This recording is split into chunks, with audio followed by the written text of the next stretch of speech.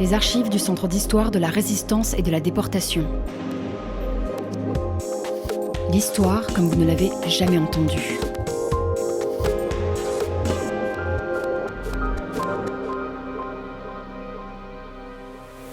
Afin de faire découvrir au public cette exposition inaugurée fin septembre 2020 et refermée fin octobre lors du second confinement, l'équipe du Centre d'histoire a imaginé de faire appel à la compagnie Novecento pour mettre en voie les textes et les documents présentés. Discours, écrits personnels de soldats, récits d'anonymes ou de personnes célèbres, œuvres littéraires contribuent ainsi à faire revivre cette atmosphère si particulière de la veille et du lendemain de la défaite et de mieux comprendre les événements de mai et juin 1940. 6 épisodes qui tous présenteront successivement les points de vue de la classe politique, des militaires et des civils devraient vous permettre de mieux comprendre ce moment charnière de l'histoire de France.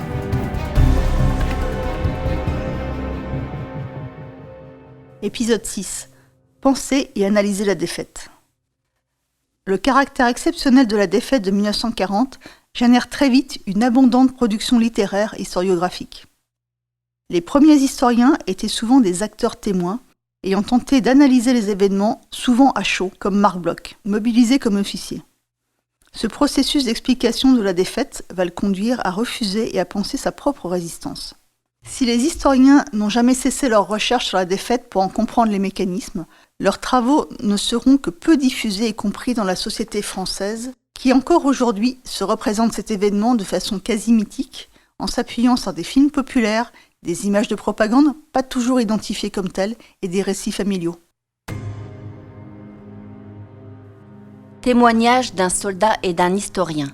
L'étrange défaite livre une première et implacable analyse de l'effondrement militaire et politique de la France.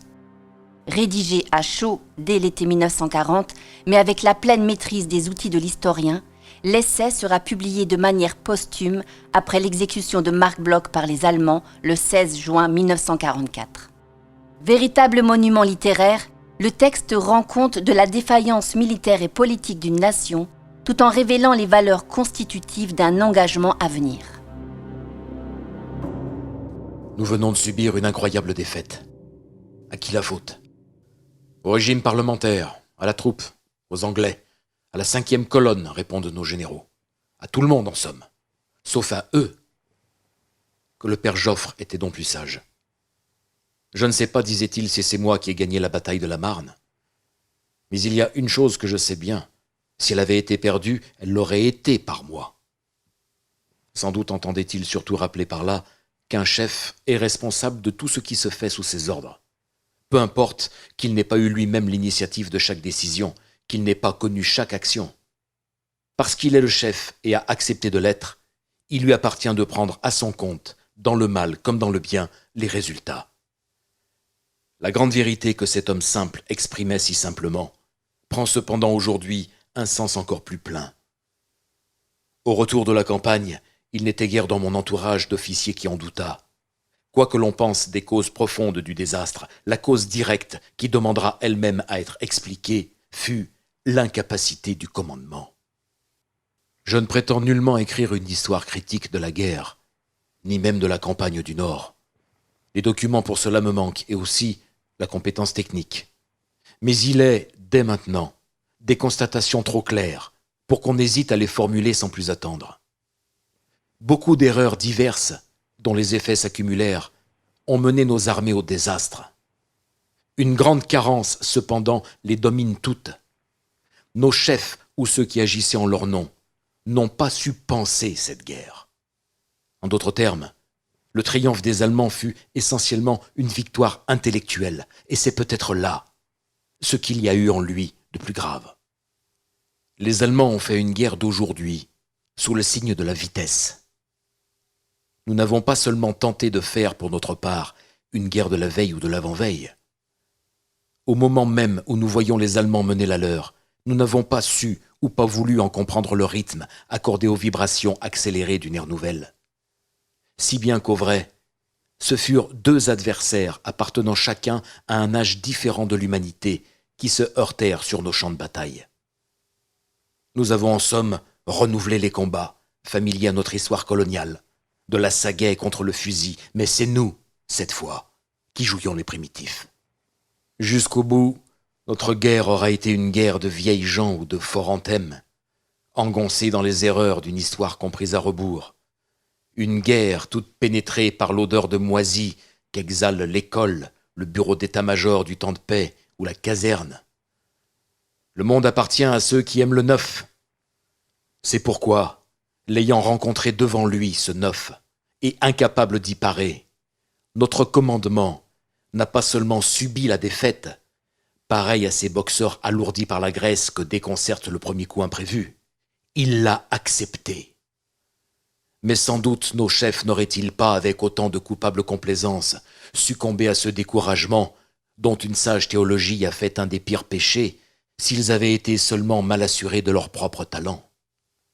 Au fond de leur cœur, ils étaient prêts d'avance à désespérer du pays même qu'ils avaient à défendre et du peuple qui leur fournissait leurs soldats.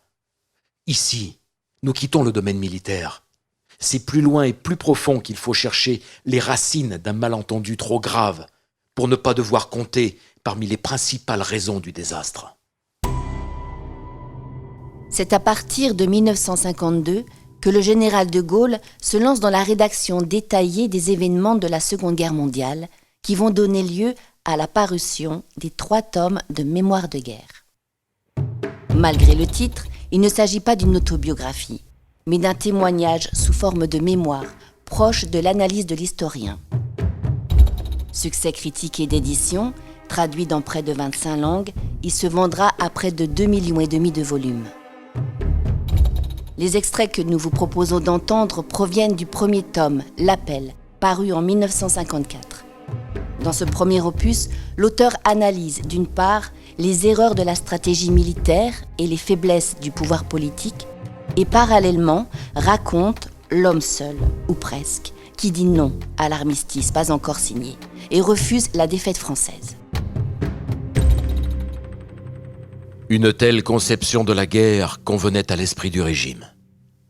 Celui-ci, que la faiblesse du pouvoir et les discordes politiques condamnaient à la stagnation, ne pouvait manquer d'épouser un système à ce point statique. En somme, tout concourait à faire de la passivité le principe même de notre défense nationale. Pour moi, une telle orientation était aussi dangereuse que possible. J'estimais qu'au point de vue stratégique, elle remettait à l'ennemi l'initiative en toute propriété. Au point de vue politique, je croyais qu'en affichant l'intention de maintenir nos armées à la frontière, on poussait l'Allemagne à agir contre les faibles dès lors isolés, Sarre, pays rhénan, Autriche, Tchécoslovaquie, États-Baltes, Pologne. Qu'on détournait la Russie de se lier à nous. Qu'on assurait à l'Italie que, quoi qu'elle fît, nous n'imposerions pas un terme à sa malveillance. Au point de vue moral, enfin, il me paraissait déplorable de donner à croire au pays qu'éventuellement la guerre devait consister pour lui à se battre le moins possible. Le président Lebrun visitant la 5e armée, je lui présentai mes chars. « Vos idées me sont connues, me dit-il aimablement, mais pour que l'ennemi les applique, il semble bien qu'il soit trop tard. » C'est pour nous qu'il était trop tard. Le 26 janvier, toutefois, je tentai un dernier effort. Aux 80 principales personnalités du gouvernement, du commandement, de la politique, j'adressai un mémorandum destiné à les convaincre que l'ennemi prendrait l'offensive avec une force mécanique, terrestre et aérienne très puissante. Que de ce fait, notre front pouvait être à tout moment franchi. Que faute de disposer nous-mêmes d'éléments de riposte équivalents, nous risquions fort d'être anéantis. Qu'il fallait décider tout de suite la création de l'instrument voulu. Que tout en poussant les fabrications nécessaires, il était urgent de réunir en un corps de réserve mécanique celles des unités existantes ou en cours de formation qui à la rigueur pouvaient y figurer. Je concluais, à aucun prix, le peuple français ne doit tomber dans l'illusion que l'immobilité militaire actuelle serait conforme au caractère de la guerre en cours. C'est le contraire qui est vrai. Le moteur confère aux moyens de destruction modernes une puissance, une vitesse, un rayon d'action tel que le conflit présent sera tôt ou tard marqué par des mouvements, des surprises, des irruptions, des poursuites, dont l'ampleur et la rapidité dépasseront infiniment celles des fulgurants événements du passé. Ne nous y trompons pas. Le conflit qui est commencé pourrait bien être le plus étendu, le plus complexe, le plus violent de tous ceux qui ravagèrent la terre. La crise politique, économique, sociale, morale dont il est issu revêt une telle profondeur et présente un tel caractère d'ubiquité qu'elle aboutira fatalement à un bouleversement complet de la situation des peuples et de la structure des États.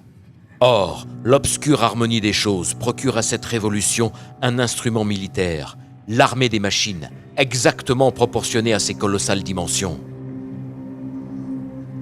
Il est grand temps que la France en tire la conclusion.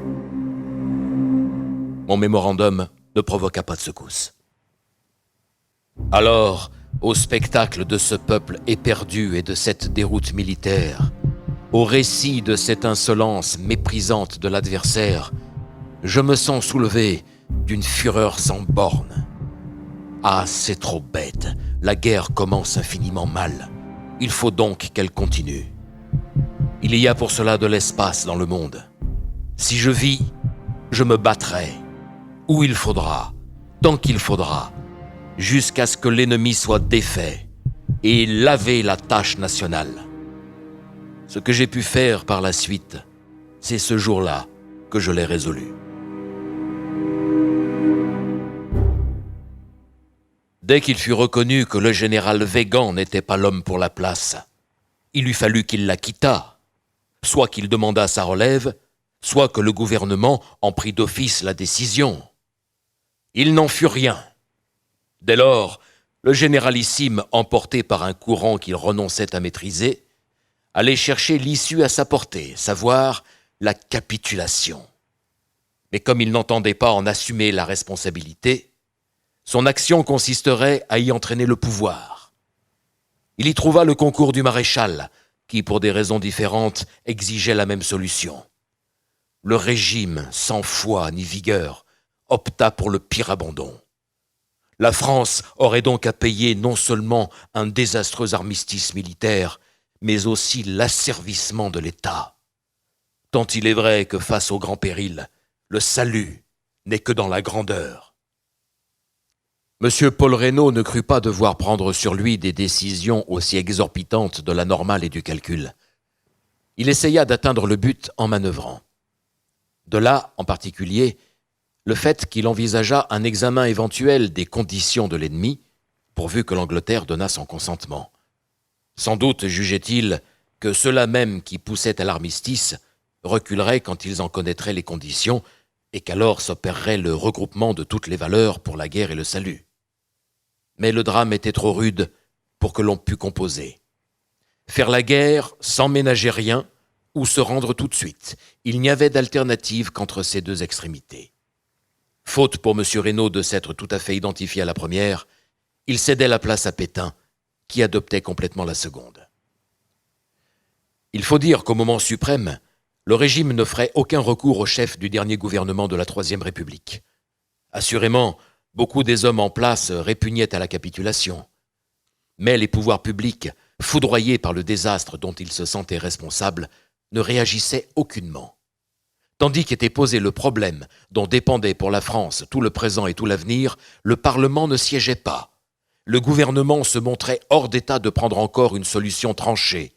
Le président de la République s'abstenait d'élever la voix, même au sein du Conseil des ministres, pour exprimer l'intérêt supérieur du pays. En définitive, cet anéantissement de l'État était au fond du drame national.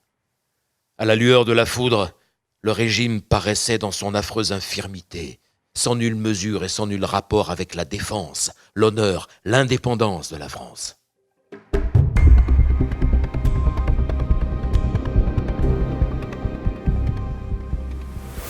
Lecture à partir de documents présentés dans l'exposition Une étrange défaite, mai-juin 1940, issus des collections du CHRD et prêtés par des institutions ou particuliers suivants: le service historique de la Défense, Vincennes, les archives municipales de Lyon, le musée de la Résistance et de la Déportation de Besançon, les archives Irène Nemirovsky, IMEC, Saint-Germain-la-Blancherbe, le musée de la Libération de Paris, musée du Général Leclerc, musée Jean Moulin de la ville de Paris, les éditions Talendier, Marie-Thérèse Morat, réalisé sous la direction d'Isabelle Rivet, directrice du CHRD, Voix Nadia Larbiouen, Isabelle Rivet et Franck Adrien.